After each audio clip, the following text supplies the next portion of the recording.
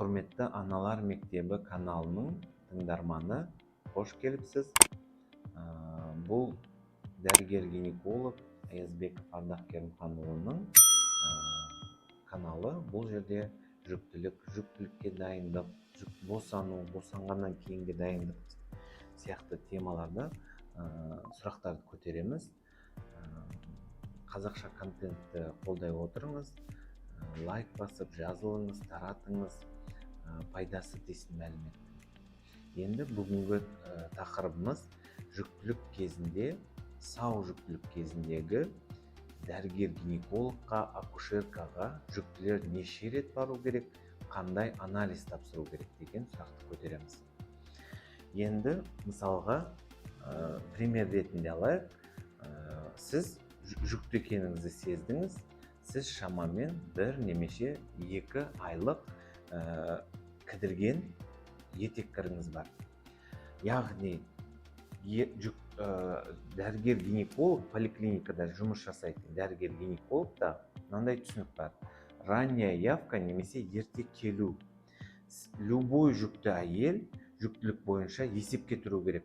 И осы акушерка және гинеколог дәрігер сізге жоспар құру керек.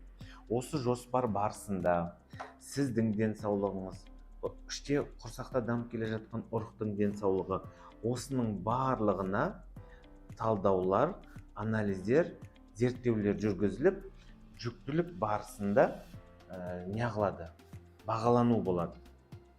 Енді жалпы қалыпты өтіп жатқан жүктілік, жүкті әйел 7 рет бару керек. Ол 12 апта, 16 аптадан 20 аптаға дейін, 24-25 апта, 30-32 апта, 36 апта, 38-40 апта және 41 аптада. Соңғы 41 аптада барлығы бару шарт емес. Егер сіз 39 аптада босансаңыз, яғни сіз 7-ші визитті жасамайсыз. Түсініңіз ғой, 12-16 жаңағыдай осы апталарда бұлар шешуші апта. Неге бұл апталарды шақырады? Әр аптаның өзінің іздейтін несі бар?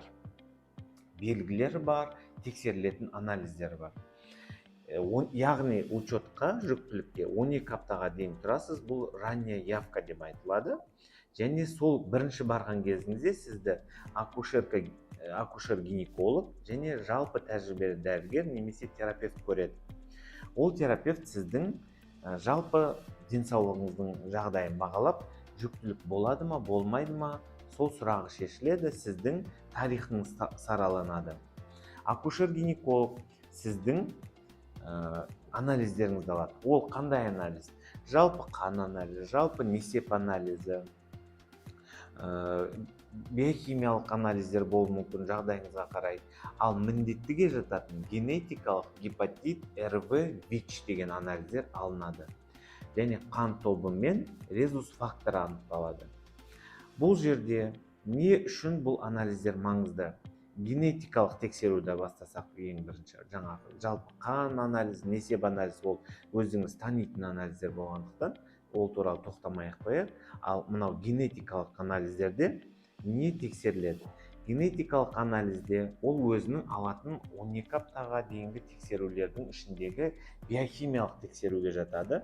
Бұл жерден алған кезде 5 даму ақауына тексеріледі. Дауна, Паттау, Эдвардса деген сияқты генетикалық патология. Яғни ол емделмейтін генетикалық ауруларды анықтап, ерте анықтап. Егер сол жаңағыдай күрделі есептеу барысында осы генетикалық аурулар қаупі жоғары болса, сізден дополнительно анализдер алынады. Сол анализ 22 аптаға қарай босанғанға дейінгі босану болып есептелетін сұраққа өтпей тұрып, анықтау үшін 12 аптада ерте анықтап, жүктілікті үзу қажет болса, осы сұрақта есептеледі. Ендігі тағы да айта кететін анализ, бұл жаңа гепатит маркері. Б және С анализ гепатиттер маркері алынады. Бұл скрининговый тексеру болып табылады. Және де симптомсыз бактериурия деген анализді бірінші визитте де алуға болады. Егер тапсырмасаңыз, екінші визитте. Яғни симптомсыз бактериурия деген екінші жаңағыдай визитте де алуу мүмкүн, бірақ 16 аптадан ары кетпеу керек. Симптомсыз бактериурия немен маңызды? Симптомсыз бактериурия бүйректен зәрмен бірге бактериялардың үнемі ағып тұратын әйелдерде сол қай бактерия, ол қандай антибиотикпен өледі деген сұраққа жауап үшін. Өйткені симптомсыз бактерия ол 60-70%-да бүйректің қабынуын шақырады. Ал бүйректің қабынуы жүктілік кезінде өз тарапында 40%-ға жуығында мерзімнен ерте босануды шақырады. Сонда түсініп отырсыздар ғой, бұл анализдерді тапсырудың өзінің заңдылықтары бар, и бұл анализдерге қойылған жоспар бар.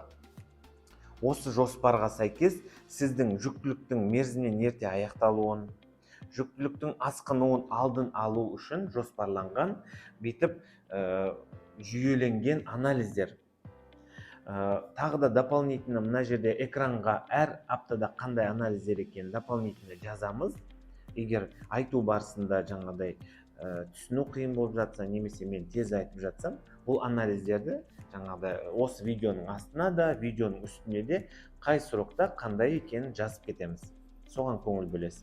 Ендігі негізгі жүктілік барысында екі визитте анализдер алынады. Ол бірінші визит жаңағы 12 аптада және 30 аптадағы барған визитте анализдер алынады.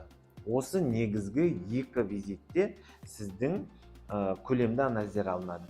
Жаңағы біріншіде айтқандарымыз ол өтті. Енді екіншіде әр келген сайын сізден зәрден белок алынады. 16 аптада келдіңіз, жаңағы 24 аптада келдіңіз, 30 аптада келдіңіз. Осы жерде сізден зәрден белок алады. Зәрден белок анықтау мақсаты ол преэклампсия деген үлкен сырқаттың алдын алу болып табылады. Егер сізде зәрде белок 0,3 болса, ол әжептәуір протеинурия деп айтылады, және ол емделуге және сізді ары қарай тексеруге көрсетпе болып табылады. Егер осы белок туралы тағы да бір түсініктеме айтып кетейін. Егер белок сіздікі 0,66, 0,99 немесе следы десе, ол незначительный, әсер етпейтін протеинурия деп аталады.